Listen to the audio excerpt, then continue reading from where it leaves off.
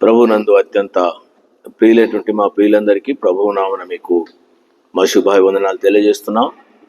ఈ దినమున మన యొక్క బైబిల్ పఠనము ప్రసంగి గ్రంథం 7:8 వచనాన్ని ఆధారం చేసుకొని కార్యారంభము కంటే కార్యాంతము మేలు, ఈ మాటను బట్టి పరిశుద్ధ గ్రంథం బైబిల్లో నుండి ధర్మశాస్త్రమును గురించినటువంటి విషయాలను మనం తలస్తున్నాం. ఈ దినమున కూడా ధర్మశాస్త్రంలో నుండి నిర్గమాకాండము 21వ అధ్యాయము 26, 27 వచనాలను చదువుతాం. ఒకడు తన దాసుని కన్నైనను తన దాసి కన్నైనను పోగొట్టిన ఎడల ఆ కంటి హానిని బట్టి వారిని స్వతంత్రునిగా పోనీయవలను. వాడు తన దాసుని పల్లైనను తన దాసి పల్లైనను ఊడగొట్టిన ఎడల ఆ పంటి నిమిత్తము వారిని స్వతంత్రులుగా పోనీయవలను. కాబట్టి ప్రియులారా, గమనించండి, ఇక్కడ దాసుని గురించి, రెండవది యజమాని గురించినటువంటి యొక్క వారికి ఉన్నటువంటి విషయాన్ని గురించి, అట్లే దాసురాలుని గురించి, యజమాని గురించి. ఒకవేళ దాసుని యొక్క కన్నును పోగొట్టినట్లయితే ఏం చేయాలి? ఆ కంటిని బట్టి, తాను పోగొట్టిన కంటి యొక్క హానిని బట్టి అతన్ని ఏం చేయాలి? స్వతంత్రునిగా, అంటే ఇంక తనకి దాసత్వము చేయని అవసరం లేదు. అట్లే దాసి విషయం కూడా అంతే చేయాలి. తిరిగి రెండవది, ఒకవేళ యజమానుడు పళ్ళు కనుక ఊడగొడితే దాసుంది, తన చేసినటువంటి హానిని బట్టి పళ్ళు ఊడగొట్టినాడు కాబట్టి ఇక తను దాసుడిగా ఉండడానికి వీల్లేదు యజమానుడికి. కాబట్టి గమనించండి, ఇక్కడ దాసుడు, యజమానుడు, ఈ యొక్క అధ్యాయంలో మనం చూసినట్లయితే దేవుడు ధర్మశాస్త్రంలో దేవుని ప్రజలను గురించినటువంటి విషయము అనేక సంగతులు రాయబడి ఉంటున్నాయి. ఒకటి ఇక్కడ మనం కనబడే భాగం ఏంటంటే, ఒకటి యజమానుడు, రెండవది దాసుడు, దాసురాలు. అంతేకాదు ఇంకా విషయం మనకు కనబడే విషయం ఏంటంటే, ఇక్కడ దాసుడు అనేటువంటి మాటకు, యజమాను అనే మాటకు ఇంకొక విషయం ఏంటంటే ధనవంతులు, బీదవారు అన్నమాట. ఎవరికి ఎవరు దాసులుగా ఉంటారంటే ధనవంతులకు, బీదవారు, ఏమి లేనటువంటి వారు దాసులుగా ఉండవలసినటువంటి విషయం. అందుకొరకనే దేవుడు ఇశ్రాయేలు యొక్క ప్రజలను గురించినటువంటి సందర్భాలు దాసుడు, యజమానుడు, తర్వాత ధనవంతుడు, బీదవారు. ఈ విషయంలో మనం గమనించవలసిన విషయం ఏంటంటే, ఒక యజమానుడు దాసుని విషయంలో ఏ విధంగా ఉండాలి మనం గత పాఠాల్లో చూస్తూ వచ్చినాం.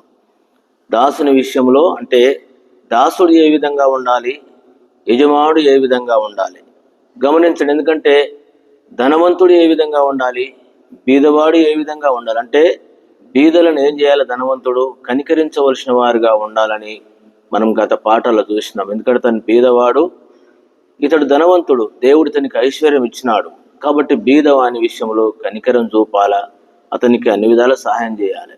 అంతేకాదు ఇక్కడ దాసుడున్నాడు, యజమానుడున్నాడు.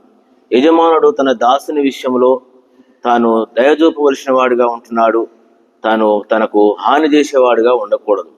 ఆ కోణంలోనే దాసుడు కూడా ఏం చేయాలంటే తన యజమానునికి నమ్మకంగా, అంటే తన యజమానికి కోపం తీసుకొచ్చేసి కన్ను పోగొట్టే అంత పరిస్థితి చేయకూడదు. అంతేకాదు దాసురాలు కూడా అంతే. దానిని బట్టి గమనించవలసిన విషయం ఏంటంటే, పైన ఒకవేళ కంటికి కన్ను పంటికి పన్ను అన్నాడు. దాసుడు కాకుండా వేరే వాడైతే ఏం చేస్తాడంటే కంటికి కన్ను పంటికి పన్ను. ఇతడు దాసుడైనాడు కాబట్టి, దాసులలో 2 రకాల దాసులు, హెబ్రీ దాసుడు ఉన్నాడు, అన్యుడు అయినటువంటి వాడు కూడా దాసుడిగా ఉన్నాడు. కాబట్టి ఈ విషయాన్ని మనం ఎరగవలసిన వారం. మనం ఒక విధంగా చెప్పాలంటే అన్యులైనటువంటి యొక్క దాసులమే, మనం హెబ్రీ దాసులం కాదు. కానీ దాసుల విషయంలో యజమానుడు ఏ విధంగా చూడాలి? ఎందుకంటే చాలాసార్లు మనము దాసులను గురించి, బీదవారిని గురించి తక్కువ అంచనా వేస్తాం. ఎక్కువ ధనవంతులైనటువంటి వారిని గురించి మనం తలస్తూ ఉంటాం. బైబిల్ ప్రకారంగా దేవుని యొక్క రాజ్యము ధనవంతులకు ఎంతవరకు ఉన్నదో మనమే ఎరగాలి. బైబిల్లో ధనవంతులు ఉన్నారు కానీ వారు అతిశయపడలేదు. ఎందుకంటే తన దాసులను వారు ఎంతో ప్రేమించినాడు. అబ్రహాం ఉన్నాడు, 318 మంది ఉన్నారు అతని దగ్గర దాసులు. అతడు ఇంట్లో పుట్టి అలవర్చబడేటువంటి వాళ్ళు ఉన్నారు, వాళ్ళ ద్వారా 5 రాజులను దాను మట్టుకు జరిగినాడు. దాసులు ఏ విధంగా ఉన్నారు? అబ్రహాము పెద్ద దాసుడు కూడా ఉన్నాడు, మనకు తెలుసు. అందుకనే యజమానులారా, ధనవంతులైనంత మాత్రాన యజమానులం అని చెప్పేసి గర్వపడొద్దు, నష్టపోతాం. అందుకనే ధనవంతుడు పరలోక రాజ్యంలో ప్రవేశించకంటే ఒంటె సూది బెజ్జంలో దూరుట సులుమన్నాడు.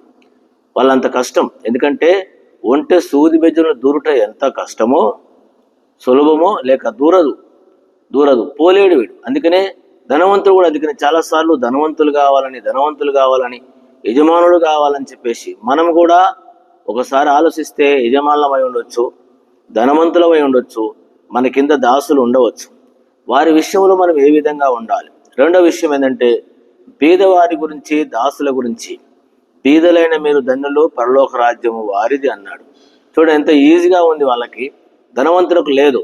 అందుకొరకనే ధనవంతులైనటువంటి వారు, దాసులైనటువంటి వారు ఏ విధంగా ఉండాలో ఈ భాగం మనకు చూపిస్తూ ఉంది. కాబట్టి యజమానులారా మీరు గుర్తించండి, లేక ధనవంతులారా మీరు ఎరగండి, దాసులారా ఏ విధంగా ఉండాలి యజమానులకు అనే విషయాన్ని మనము ఎరుగుదాం. రెండు విషయాలు నేను గుర్తు చేయాలని తలస్తున్నాను. భయంకర దినాలలో ఉన్నాం. ఒకవేళ ఆత్మీయంగా మనము యజమానులం కావచ్చు, సంఘాలలో కానీ యజమానత్వం అధికారం చెలాయిస్తాము. మన కింద చాలా మంది ఉంటారు, మన చేతి కింద పనిచేసేటటువంటి వారు. వారి మీద మనం ఏ విధంగా ఉంటున్నాం, ఏం పోగొడుతున్నాం, ఇంకా చాలా విషయాలు ఉన్నాయి. కన్ను పోగొట్టిందంటే పళ్ళు అంట.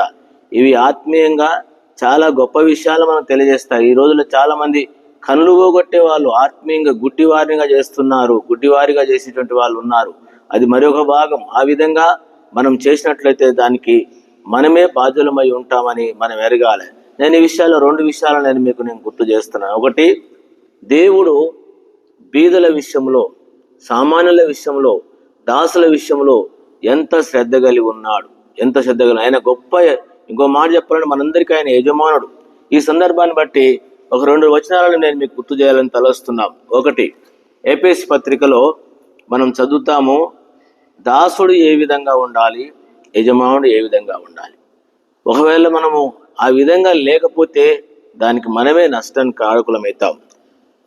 ఎఫెసీ పత్రిక 6వ అధ్యాయం, ఎఫెసీ పత్రిక 6వ అధ్యాయంలో ఈ విధంగా వ్రాయబడి ఉంటుంది. ఈ విధంగా ఎఫెసీ పత్రిక 6వ అధ్యాయము 5 నుండి నేను చదువుతున్నాను, గమనించండి.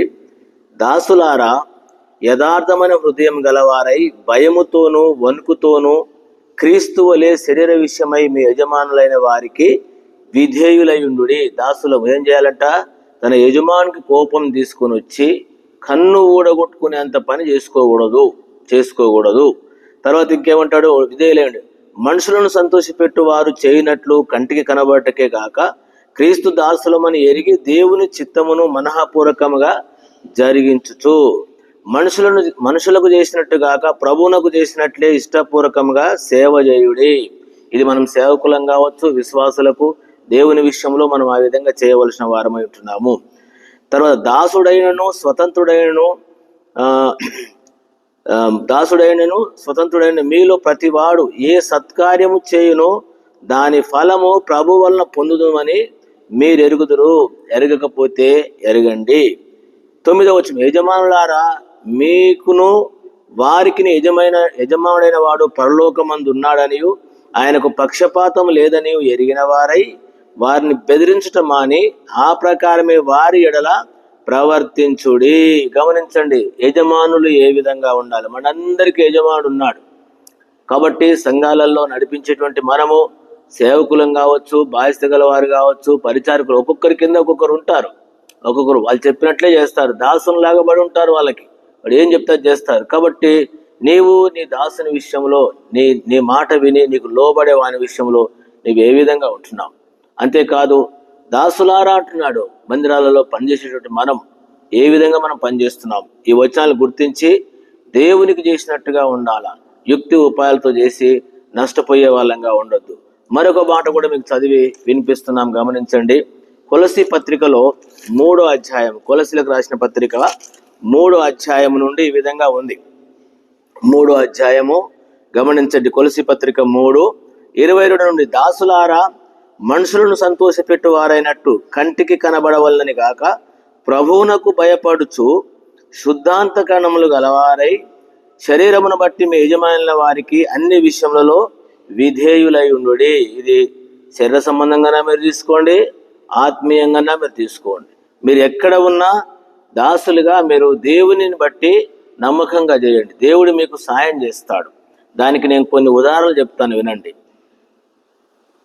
యోసేపు ఉన్నాడు, బానిసగా అమ్మబడ్డాడు. తను వెళ్ళి నమ్మకంగా చేసినాడు, దేవునికి చేసినట్టుగా చేసినాడు కాబట్టి దాసుడు పోయి యజమానుడైనాడు. యాకోబు కూడా వెళ్ళినాడు, సేవ చేసినాడు, నమ్మకంగా చేసినాడు. ఏమైనాడంటే మనకు తెలుసు యాకోబు గారి విషయంలో.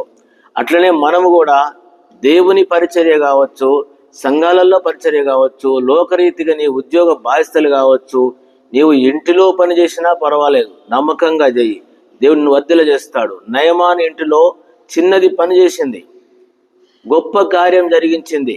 నయమాను యొక్క కుష్ఠరోగం పోవడానికి ఇశ్రాయేలుకు దేవుడే గొప్పవాడని రుజువు చేయడానికి. అందుకనే దాసులారా, దాసురాన్లారా, ఈ విషయాన్ని ఎరిగి దేవునికి మనం చేసినట్లుగా మనం చేయాల. ఒకవేళ ఇక్కడ మనం ప్రతిఫలం పొందకపోయినా దేవుని చేత మనం ప్రతిఫలం పొందుతాము. కాబట్టి గమనించి 22 నుంచి మనం చదువుకున్నట్లుగా అన్ని విషయములు విధేయులండి.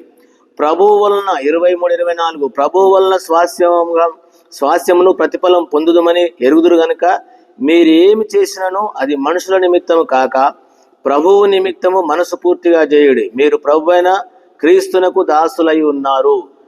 ఇది శరీర సంబంధంగా ఉద్యోగాలు చేసేవాళ్ళు కావచ్చు, ఇంట్లో పని చేసేవాళ్ళు కావచ్చు, దేవుని సేవ చేసేవాళ్ళు కావచ్చు, ఎవరైనా మనకు దేవుడు ఉన్నాడు, యజమానుడు చూస్తున్నాడని నమ్మకంగా దేవుని బట్టి మనం చేస్తే దేవుడు మనల్ని గొప్పవారిగా చేస్తాడు, ఆశీర్వదిస్తాడు. ఒకరోజు దేనికి దాసులంగా ఉన్నామో దానికే మనం యజమానులుగా ఉండగలం. దీనికి బైబిల్లో ఎన్నో ఆధారాలు ఉన్నాయి. దానియేలు, షడ్రక్, మెషక్ వీళ్ళంతా దాసులుగా బబులోను దేశానికి వెళ్ళినారు. వాళ్ళు నమ్మకంగా ఉన్నారు, దేవునికి నమ్మకంగా ఉన్నారు, వారి యజమానులకు నమ్మకంగా ఉన్న కారణాన్ని బట్టి బబులోను దేశాన్ని కదిలించినారు. ఇది గొప్ప సాక్ష్యం. అందుకొరకనే దేవుని బిడ్డలు ఎవరైనా నువ్వు ఎక్కడ పని చేసినా నమ్మకంగా చేయి, దేవుడు నీకు సాయం చేస్తాడు. గమనించండి, మళ్ళా 25వ వచనం, అన్యాయం చేసిన వానికి తాము చేసిన అన్యాయం కొలది మరలా లభించును, పక్షపాతం ఉండదు. 4వ అధ్యాయం కొలసి 4 మొదటి వచనం, యజమానులారా, పరలోకములో మీకు యజమానుడు ఉన్నాడని ఎరిగి న్యాయమైనది ధర్మానుసారమైనది మీ దాసుల ఎడల చేయండి. కాబట్టి ఈ విషయాన్ని బట్టి దేవుడు దాసుల విషయంలోను యజమానుల విషయంలో ఎంతమంది గుర్తు చేసినాను. కాబట్టి మనం నమ్మకంగా చేసినట్లయితే దేవుడు మనకు ప్రతిఫలం ఇస్తాడు.